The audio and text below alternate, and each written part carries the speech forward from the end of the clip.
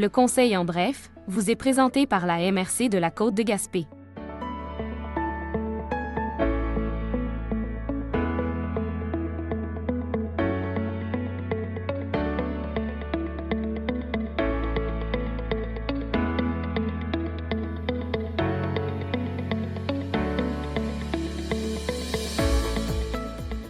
Bonjour. La dernière séance publique du Conseil de la MRC a eu lieu le mercredi 26 novembre 2025. Monsieur Daniel Côté, maire de Gaspé et préfet de la MRC de la Côte de Gaspé, répond à nos questions. Les postes de préfet et préfet suppléant étaient en élection. Pouvez-vous nous donner les résultats? Bien, en fait, si je vous parle, c'est que j'ai été reconduit à la préfecture présentement. Donc, par un vote unanime, en fait, il y a eu une seule proposition et j'ai accepté le poste. Du côté de la préfecture suppléante, c'était M. Richard qui était là pendant les 7 dernières années. C'est Mme Monique Tête, la mairesse de Petite-Vallée, qui va prendre son relais comme préfète suppléante pour les 4 prochaines années. En fait, historiquement, les élections à la préfecture étaient pour des durées de 2 ans. Nouveauté, maintenant, c'est pour 4 ans. En fait, c'est ce que le ministère des Affaires municipales a demandé au MRC, d'élire leur préfet et leur préfet suppléant pour 4 ans. Donc, voilà. Pour la première fois, je suis élu pour 4 ans, mais c'est mon 5e mandat total à la préfecture. Merci à mes collègues de leur confiance. La MRC a adopté son budget 2026. Quels sont les faits saillants? Ben, grosso modo, on est sur un budget de 6,4 millions pour la prochaine année. C'est une hausse de 8 % par rapport à l'année antérieure. Si j'ai à le décortiquer très sommairement, puis ne pas s'embrouiller dans 1 million de chiffres, sur le 6,4 millions, il y a 4,6 millions qui provient directement d'aides gouvernementales qui sont redistribuées dans le milieu. Ça représente 73 % du budget de la MRC, donc provient d'aides gouvernementales. La balance du budget, il y a 322 000 qui provient des quotes-parts municipales, donc un impact sur la taxe foncière de monsieur, madame, tout le monde à l'échelle de la MRC. Les quotes-parts sont divisés au prorata de la population de chacune des municipalités, donc Gaspé à 85 quelques % de la quote-part et ainsi de suite. La partie budgétaire de la MRC qui est en taxe directe à la population, c'est 0,2 % du budget. Là, on parle de autour d'une trentaine de mille, si ma mémoire est fidèle, qui est en taxation directe sur les territoires non organisés. Et l'autre part des revenus provient des revenus de redevances éoliennes dans l'éolien communautaire. Mais la MRC sert principalement de courroie de retransmission vers les municipalités locales à cet effet-là. Il y a une petite partie qui reste à l'échelle de la MRC qui fait partie d'un fonds éolien, mais la balance est redistribuée directement aux municipalités. Donc, grosso modo, c'est un peu ça le budget. Il n'y a pas d'écart colossaux versus les années précédentes, à part que certains fonds s'ajoutent, certains fonds disparaissent au niveau des fonds gouvernementaux. Il y a un écart au niveau de l'entente de développement culturel, par exemple, qui est à la baisse parce que les argents gouvernementaux sont moins présents. Le reste, si le budget a augmenté de 8 %, c'est qu'il y a davantage d'aides gouvernementales qui viennent combler de nouvelles obligations, par exemple, le plan régional des milieux humides et hydriques où la part de revenus a monté substantiellement. Même chose pour la mise en œuvre des orientations gouvernementales en aménagement du territoire ou le plan d'intervention sur le réseau routier local. C'est 3 programmes gouvernementaux qui ont un impact à la hausse sur le budget, mais autant dans le revenu gouvernemental que dans la dépense qu'on doit y affecter. Donc, c'est pour ça que le budget augmente de 8 % à 6,4 millions. Mais c'est grosso modo des in and out de ce genre-là. Donc, une baisse au niveau culturel, des hausses au niveau de ceux que je viens de mentionner, surtout en aménagement du territoire. Donc, ce qui fait un budget équilibré de 6,4 millions. Pour l'équilibrer en fin de course, il faut s'approprier une partie du surplus non affecté de la MRC, là, un peu moins de 200 000 $ qu'on doit affecter pour équilibrer les revenus sur les dépenses. Mais on a la marge de manœuvre requise. Et comme orientation à plus long terme, pour ne pas puiser toujours dans les surplus non affectés de la MRC, on va devoir inévitablement, progressivement augmenter les quotes-parts municipales pour que nos revenus accotent les dépenses, tout simplement. Fait que ça va s'en aller dans les prochaines années. Voilà pour le budget 2026 en quelques lignes. La MRC a procédé à plusieurs nominations de représentants et représentantes au conseil de comité. Pouvez-vous nous en dire davantage? En fait, il y a tout près d'une dizaine d'instances où on doit déléguer des représentants de la MRC pour y siéger, des instances régionales. Je vais y aller en rafale là, pour le regroupement des MRC de la Gaspésie, géré avec Madame Monica Tate. Même affaire pour la Régie intermunicipale de l'énergie Gaspésie-les-Îles et la Régie des transports Gaspésie-les-Îles. Société de chemin de fer de la Gaspésie au conseil d'administration géré avec le maire de Murdochville, Stéphane Gamache. Et dans les 4 premiers cas que je viens de nommer, Noël Richard sera notre substitut. Au conseil de l'eau du Nord de la Gaspésie, c'est M. Gamache qui va être désigné avec Mme Nancy Cloutier comme substitut. Le CA de la Correc, le centre d'appel 911, c'est M. Richard qui sera désigné et je serai son substitut. Et au comité appui de la démarche intégrée en développement social de la côte de Gaspé, c'est Mme Nancy Cloutier qui ira avec comme substitut M. Gamache. Donc, c'est essentiellement les nominations auxquelles on a procédé à la dernière séance. Le Conseil a octroyé près de 50 000 $ à 5 projets. Lesquels? Oui, en fait, on vient soutenir Aventure Murdochville, qui est le foyer de personnes aînées du côté de Murdochville, subvention de 25 000 $ à partir du fonds de soutien au projet structurant, sur un coût de projet de 54 000 pour la mise à niveau du bâtiment. L'OMH de Gaspé reçoit 10 000 $ pour des études préliminaires pour une résidence privée pour aînés, une RPA, du côté de Saint-Majoré. C'est sur un coût d'études de 87 000 $.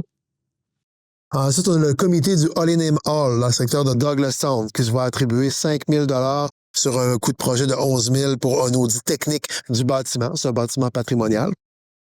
Le club de patinage de vitesse de Gaspé se voit octroyer 4 760 $ sur un budget d'un peu plus de 10 000 $ pour l'achat de coussins de protection pour la patinoire. Les coussins actuels datent d'une époque antérieure, donc étaient dus pour être renouvelés. Je suis bien heureux de cet investissement-là également. Et la ville de Murdochville, de son côté, 3 412 $ qui est 50 % des coûts de projet pour la phase préliminaire de la stratégie immobilière et réglementaire de la ville. Ça totalise donc 48 172 $ pour ces 5 projets. Une motion de félicitations était adressée pour Mme Deliska Ricci-Roussy. Pouvez-vous nous en dire plus? En effet, Mme Ricci-Roussy a été défaite lors de la dernière élection à Murdochville. Mais on tenait à la souligner, la résolution a été proposée par le nouveau maire de Murdochville, M. Gamache. Pourquoi? Mme Ricci-Roussy a été mairesse pendant plus de 21 ans à Murdochville, a occupé la préfecture pendant 4 années également. Donc, elle a fait énormément sa marque au sein de la MRC puis au sein de sa ville. On tenait à la saluer et à la remercier une dernière fois tout en la félicitant pour l'ensemble de son œuvre durant ses 21 années à la mairie de Murdochville, d'où la résolution qu'on a adoptée. On lui fera parvenir, en fait, je lui ferai parvenir aussi une petite lettre de ma main pour accompagner la résolution et qu'elle pourra mettre dans ses archives personnelles. Mais écoutez, c'est un monument qui est tombé suite à la dernière élection municipale. Élection totalement démocratique. Ça va bien travailler avec M. Gamache. C'est pas ça qu'on met en doute, mais on veut quand même souligner tout à fait le travail extraordinaire de Mme Ricci-Roussy, qui a reçu des reconnaissances nationales aussi dans les dernières années. Donc, pour son travail colossal, résolution de félicitations pour elle. Avez-vous d'autres éléments que vous aimeriez porter à notre attention? En fait, je reviendrai sur deux points en fin de séance. Premièrement, c'est un sujet qui est certainement tabou, la rémunération des élus. Donc, on a passé un règlement aussi pour indexer la rémunération des élus. En parallèle des discussions, on est allé chercher des comparables sur ce qui se fait ailleurs au Québec. Et mes collègues ont réalisé que le salaire de la préfecture est de très, très loin le plus faible au Québec. Là, en fait, on était très, très loin de toute forme de comparable avec une somme d'environ 16 000 $ qui allait à la préfecture, alors que la moyenne québécoise est entre 40 et 50 000 $. En Gaspésie, le deuxième moins bien rémunéré était à 36 000 dans la MRC d'Avignon. Donc, à 16 000, on était vraiment complètement déphasé de la réalité. Les MRC assument de plus en plus de responsabilités. Il y a de plus en plus de pression sur les MRC. On a de plus en plus de dossiers. On parlait tantôt du budget qui augmente encore de 8 % cette année. L'année passée, ça a des augmentations similaires. Donc, les budgets sont en continuelle hausse parce qu'on a de plus en plus de pain sur la planche. En conséquence, en fait, la plupart des MRC au Québec ont revu la question salariale. Ici, on n'avait pas osé le faire. En fait, je ne voulais pas qu'on le fasse. Mais en toute transparence, la discussion a eu lieu. La discussion s'est finalisée hors ma présence parce que j'ai un malaise à parler de ça. Puis en fait, c'est un sujet qui est tabou au Québec, la rémunération des élus. Donc, la rémunération à la préfecture va passer de 16 000 et quelques centaines à 25 000 à partir de la prochaine année.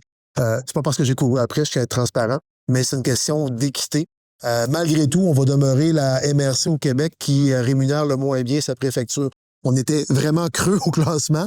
On vient à côté à peu près ceux qui offrent les plus faibles rémunérations. Et je ne tenais pas à avoir cette rémunération supplémentaire, mais mes collègues l'ont voté. Puis je vais l'accepter. Je pense que je travaille assez fort pour le mériter. Ceci étant, c'est un sujet qui est tabou, mais je tiens en toute transparence à l'adresser à la caméra de cette manière. Puisqu'on parle d'autres sujets qui n'étaient pas nécessairement prévus, qui n'étaient pas nécessairement à l'ordre du jour dans ce deuxième cas, je reviens sur l'espèce de petite saga là, qu'on a avec Hydro-Québec. Ce qui s'est passé récemment, en fait, il y a eu des déclarations répétées à plusieurs reprises par la PDG d'Hydro-Québec à l'effet que l'usine de pales d'éoliennes de Gaspé ne pouvait pas produire de marché pour le Québécois parce qu'elle faisait juste des pales offshore, qu'elle faisait des pales sans système de dégivrage. Mais cette double déclaration-là, une fois, tu te dis, c'est une erreur de langage, là. Ça peut arriver, il a été mal briefé, là. Mais répéter, jusque sur RDI Économie, jusqu'à tout le monde en parle, qu'il y avait des codes d'écoute de presque 1 million d'auditeurs à cette émission-là. Là, à un moment donné, c'est beau, mais on subit un préjudice comme ville. On subit un préjudice comme... En fait, l'usine subit un préjudice parce que c'est pas la vérité qui est dite sur l'usine, c'est pas la vérité qui est dite sur notre ville, puis c'est pas la vérité... en fait, ça vient un peu dire le contraire de ce que je martèle depuis longtemps. Puis même si Hydro-Québec est un géant, là, je m'écraserai pas en disant oui, et je vais accepter qu'ils disent pas la vérité. Ben non. Toute vérité mérite d'être dite. Et c'est dans ce contexte-là où j'ai fait une sortie un peu, en fait, polie, mais qui avait à dire ce qu'elle avait à dire contre ces déclarations-là, pour rétablir les faits. Il y a eu des discussions avec Hydro-Québec. En fait, j'ai eu une bonne discussion avec le VP, avec qui j'ai une très bonne relation. En fait, on y est venu ici cet été, puis il a visité l'usine de pales, puis il sait très bien que j'avais raison. Il a admis que j'avais raison, que l'usine ici fabrique des pales pour des éoliennes terrestres. L'usine ici a inventé un système de dégivrage des pales. À un moment donné, on peut pas dire qu'ils font juste du offshore puis qu'il n'y a pas de système de dégivrage. Ils l'ont inventé ici, le système de dégivrage, puis en plus, ils font de la pale onshore qui part pour les États-Unis. De la même dimension que les pales chinoises qui rentrent ici. Élément de vérité que mea culpa, je ne le mettais pas nécessairement de l'avant, mais que j'ai jamais compté de mentir là-dessus. À l'époque des appels d'offres qui sont en train où la construction se fait présentement, l'usine de pales de Gaspé, à ce moment-là, était complètement saturée de production de pales offshore. Je l'ai mentionné sur les réseaux sociaux aussi, et c'était vrai à cette époque-là. Et donc, GE n'a pas soumissionné sur les appels d'offres en question, donc pas de turbine et pas de pales incidemment. Et ça, c'est tout à fait exact. Sauf que de dire que l'usine de Gaspé ne se qualifie pas pour les prochains parcs éoliens québécois parce qu'elle fait du offshore, parce qu'elle n'a pas de système de dégivrage, ce n'était pas vrai. Donc, j'ai tenu à le rectifier. Ceci étant, il se passe plein de choses au niveau des coulisses présentement. Je sais qu'Hydro-Québec n'a pas apprécié ma sortie et de remettre à l'ordre sa PDG, que je respecte énormément, puis j'estime que c'est une extraordinaire PDG. Puis ces entrevues-là étaient toutes sur la coche. Puis je suis capable de le dire, je lui donne une note de 99,5 %. Le 0,5 %, c'est de dire des choses qui ne sont pas réelles. C'est-à-dire que l'usine de pales de Gaspé produit des pales offshore et sans système de dégivrage, c'est pas réel. Fait que la vérité mérite d'être dite, d'où le fait que j'ai entamé ce combat de David contre Goliath avec Hydro-Québec. Puis c'est un combat duquel je vais enterrer la hache de guerre rapidement, parce qu'on travaille très bien avec Hydro-Québec habituellement. Habituellement, la vérité est dite. Habituellement, il n'y a pas de problème. Une coche mal taillée comme celle-là, répétée à plusieurs reprises, et qui est encore répété en coulisses malgré tout, malgré la rectification publique, j'aime pas ça. J'aime pas ça, puis j'aime que la vérité est dite. Fait que moi, je la dis la vérité, puis ça finit là. Puis j'espère qu'on va être capable de travailler main dans la main pour la suite des choses. Il y a 8500 mégawatts d'énergie éolienne qui va être déployée dans l'Est du Québec dans les 10 prochaines années, dont 6000 en Gaspésie. Les 8500, l'Alliance de l'énergie de l'Est, dont je suis administrateur et membre du conseil exécutif, qui sera partenaire des 8500 mégawatts en question. C'est énormément de pain sur la planche qu'on aura à faire et on devra le faire main dans la main, Hydro-Québec et nous, mais sur des bases de vérité. Puis c'est ça qui est important dans la suite des choses. Fait que voilà, je tenais à redonner leur juste à cet effet-là. Pouvez-vous nous rappeler la date de la prochaine séance publique du Conseil de la MRC? Effectivement, la prochaine séance aura lieu le mercredi 10 décembre 2025 à 17h à l'Hôtel de Ville de Gaspé. Tout le monde est évidemment les bienvenus. Sinon, on vous communique ça en toute transparence, l'essentiel des résolutions par la voix de Télé Gaspé qui fait un très bon travail. Et je salue encore une fois Yann, Yannick et toute l'équipe pour l'excellence de leur travail en vous livrant ces propos que je tente de vous vulgariser au maximum. Merci tout le monde de nous suivre et à très bientôt.